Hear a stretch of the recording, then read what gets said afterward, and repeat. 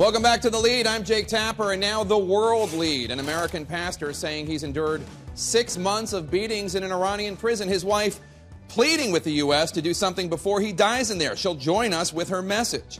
Also, the sports lead. Quick, somebody throw a challenge flag. The NFL is reportedly downplaying a link between hard hits and a brain disease discovered in dozens of former players. And then, of course, the pop lead. Game on. Boy, would this be one heck of a themed dinner party on Sunday night. Game of Thrones comes back for season 3, and I sit down with one of the guys behind the adventure. But first, our world lead, a man in prison who may feel as if he's forgotten, but he has not been forgotten by his friends and family. But hopefully he's also not been forgotten by his government.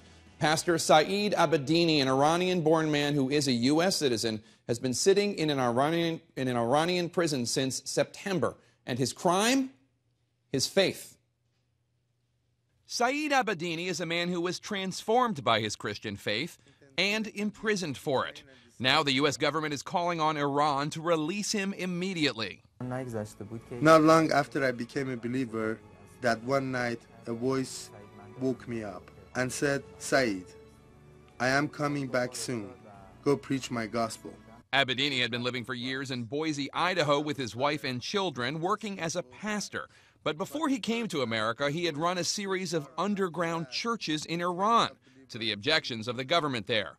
He went back to Iran, he says, to work on an orphanage, only to find himself arrested last summer by the Iranian Revolutionary Guard. Abedini was convicted for preaching Christianity and sentenced to 8 years in prison. In a letter to his wife, he said he had been beaten. Now his plight has gone viral, with online petitions calling for his release, and his wife, Nagma, has become his voice. While Saeed does not have a voice to sing to his children, we each have a voice for his freedom.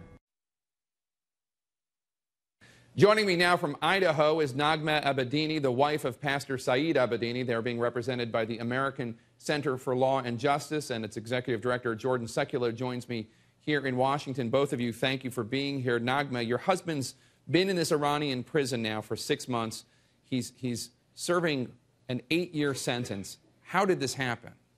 Well, he's been back 10 times since 2009.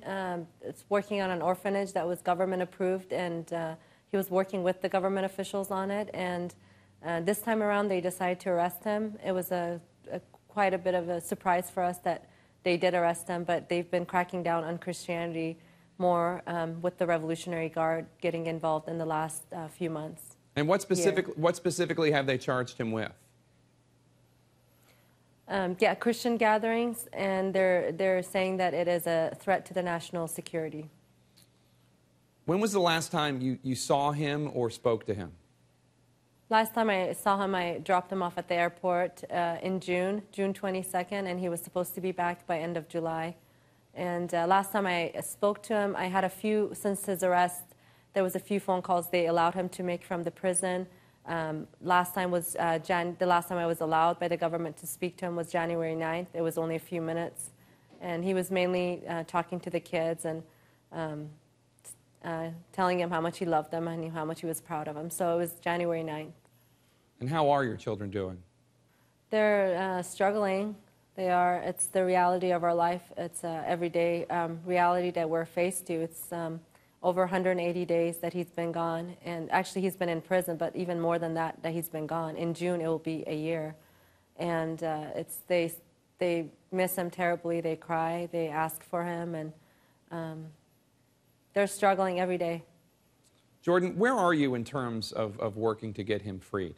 Sure. Well, we hit a major milestone last week when we got Secretary of State John Kerry to issue a statement directly calling for Saeed's release. That was followed by, just the day before that, the ambassador to the UN Human Rights Council from the United States also called for Saeed to be released. The first two really high-level officials, people that weren't just responding to questions for the administration, who put these statements on the record, which was very important for the world to know and for Iran. And Nagma, he's been writing you letters. I want to read one that you received just a few days ago. Maybe you ask, what is the secret of being so happy in such a hard situation? Forgiveness and a change of attitude. When we forgive, we become free and we become messengers of peace and reconciliation and goodness. He also talks about not receiving medical treatment for the internal bleeding that he's suffered from beatings. Are you concerned that he will not survive his prison sentence? Yes, very much. Every day is a battle, a survival battle, and that's why we've been fighting to get him out as soon as possible. He's already been there long enough. Over 180 days he's been in that prison, so over 6 months. And every day counts, every day that we're able to get the word out and speak out for Saeed and get him back to the U.S. and to our family. You testified at a congressional hearing not long ago, and no one from the State Department came. Has the State Department been dragging its heels? Well, since that hearing, I've noticed more action.